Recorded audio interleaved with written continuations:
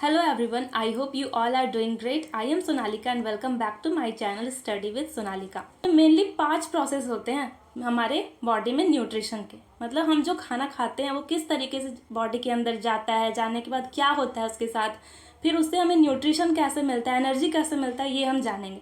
तो इसमें mainly 5 process है। First ingestion, second is digestion, third is absorption, fourth is assimilation and fifth is egestion. ठीक है, अब देखो इंजेशन क्या होता है। इंजेशन मतलब जैसे हम किसी भी खाने को क्या खाते हैं, हम सब चलो कुछ भी, पिज़्ज़ा, बर्गर, है ना, रोटी, चावल, दाल, दिन भर में फल फ्रूट्स जो भी खाते हैं, सब्जी वगैरह, तो किसी भी चीज़ को निगलना, अंदर लेना इंजेशन कहलाता है। ठीक है, सेकेंड होता है डाइजेशन। अब बॉडी के अंदर चला गया, पेट में चला गया, तो अब वो टूटेगा। ठीक है, छोटे छोटे फॉर्म में टूटेगा और उसका डाइजेशन होगा, ब्रेक डाउन ऑफ फूड।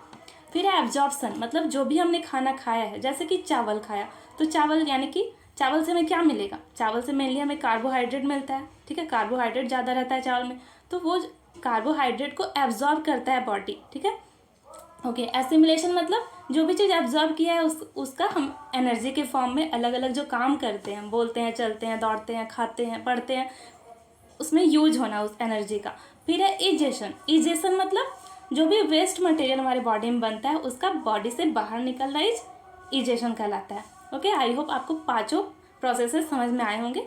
खाना है हमारा, खाना कहाँ जा रहा है, इसके मुंह में जा रहा है। मुंह में क्या है, दांत है, जीभ है, ये लोग क्या करते हैं, हेल्प करते हैं। दांत चबाने में, खाना को छोटे छोटे टुकड़ों में पीसने में काम करता है, और जीभ क्या करता है, जीभ उसको रोल करने में और टेस्ट पता करने में हेल्प करता है। ठीक है, तो यहाँ पर 2-3 तरीके के ग्लैंड्स होते हैं। सेलिवरी ग्लैंड, वो क्या करते हैं, सैलिवा सिक्रेट करते हैं। लार जो हमारे मुंह में बनता है उसे सिक्रेट करते हैं, और उस सैलिवा में क्या होता है, सेलेवरी अमाइलेज होता है, जो कि एक एंजाइम है। उस एंजाइम का काम क्या होता है कि स्टार्च को सिंपल फॉर्म में तोड़ना। सिंपल फॉर्म होता है स्टार्च का ग्लूकोज, ठीक है, या फिर शुगर बोल सकते हैं। तो स्टार्च को किस फॉर्म में तोड़ता है, शुगर के फॉर्म में तोड़ता है।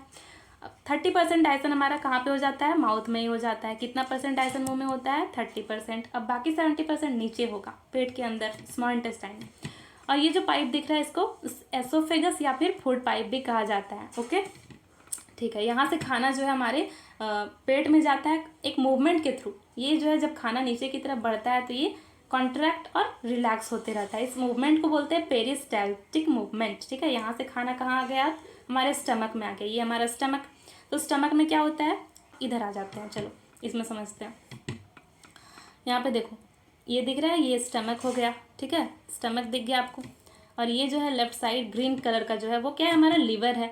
और इधर यहाँ पे पेनक्रियाज भी है, यहाँ पे।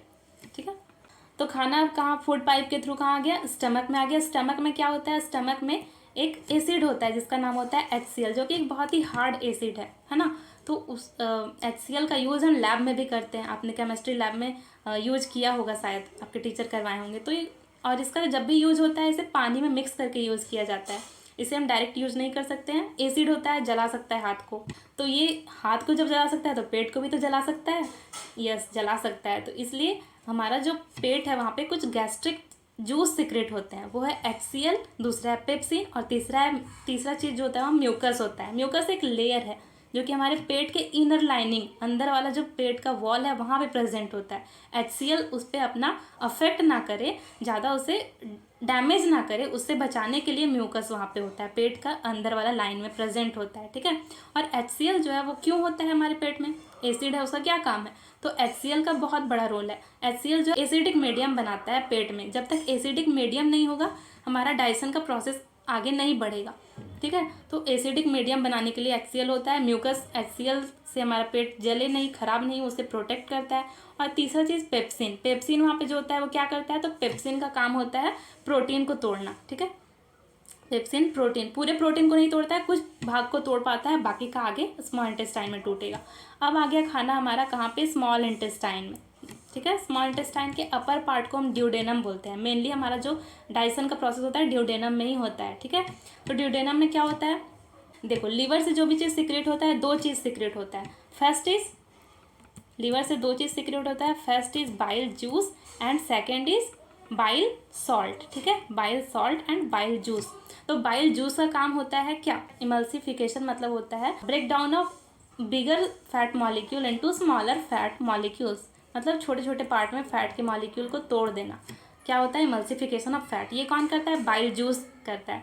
तो बाइल जूस का सिक्रेशन जो भी होता है जुड़ा होता है स्मॉल इंटेस्टाइन से। उस जो भी चीज़ सिक्रेट कर रहा है सारा कहाँ पे जाते रहता है, स्मॉल इंटेस्टाइन में।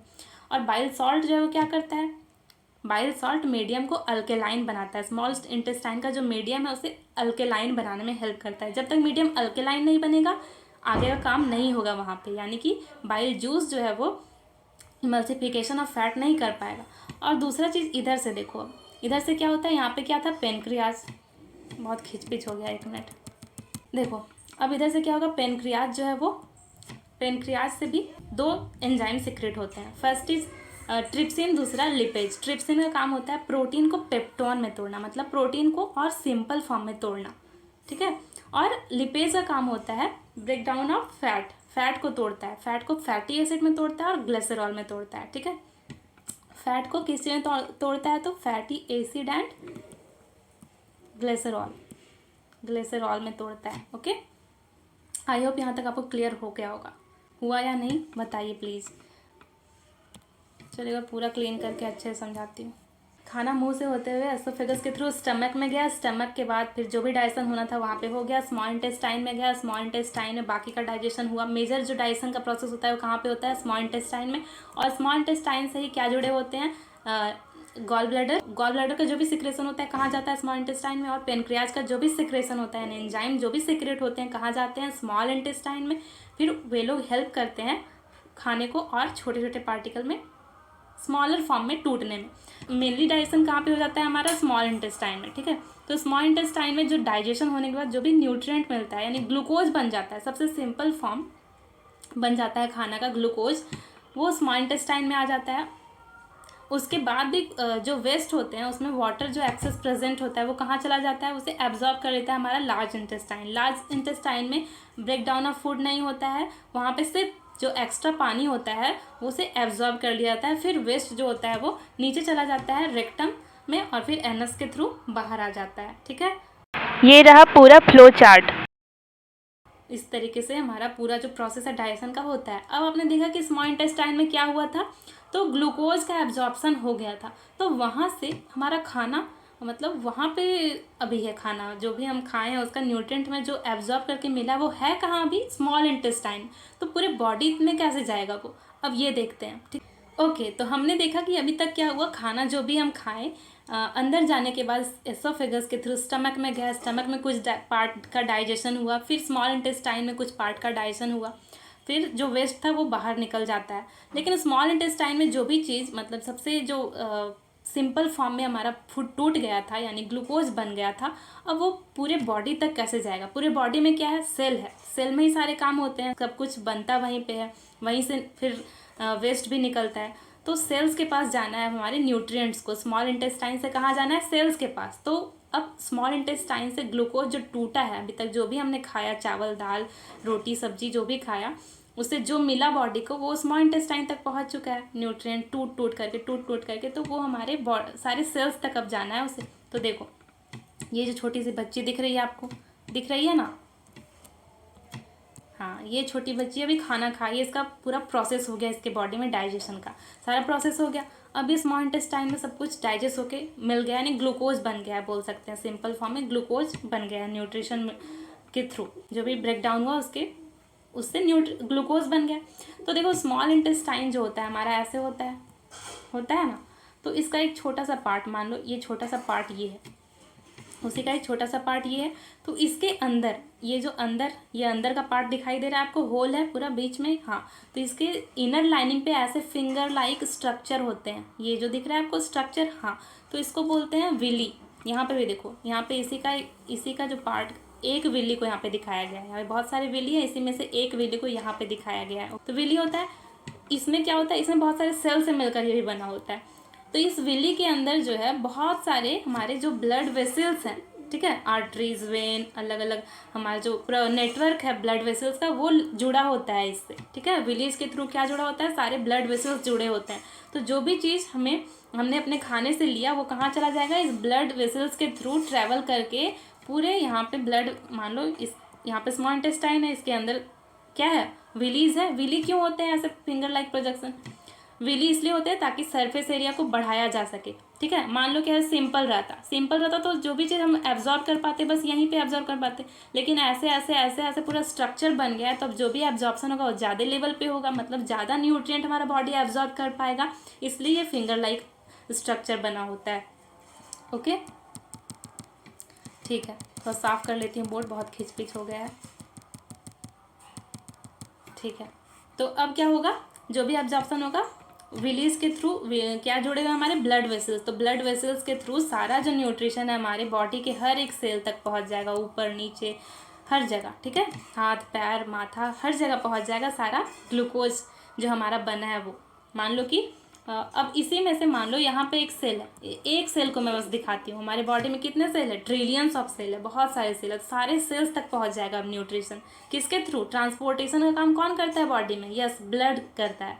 ठीक है, ब्लड कैपिलरीज के थ्रू ब्लड जो है ट्रैवल करता है और सारी जगह पे पहुँच जाता है, वेस्ट को लेकर के पहुँचता है, खाना को लेकर के पहुँचता है।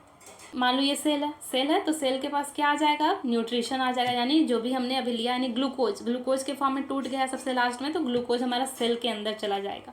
ठीक है, एक सेल का एग्जांपल लिया, बहुत सारे सेल है बॉडी में, सबके पास जाएगा ये, तो एक सेल को मैं दिखा रही हूँ। यहाँ पे हमारा ग्लूकोज का फॉर्मूला क्या होता है, याद है पिछले क्लास में बताया था, C6H12 एंड O6 ये फॉर्मूला होता है। ये ग्लूकोज के फॉर्म में कहाँ इंटर कर जाएगा, सेल्स के पास।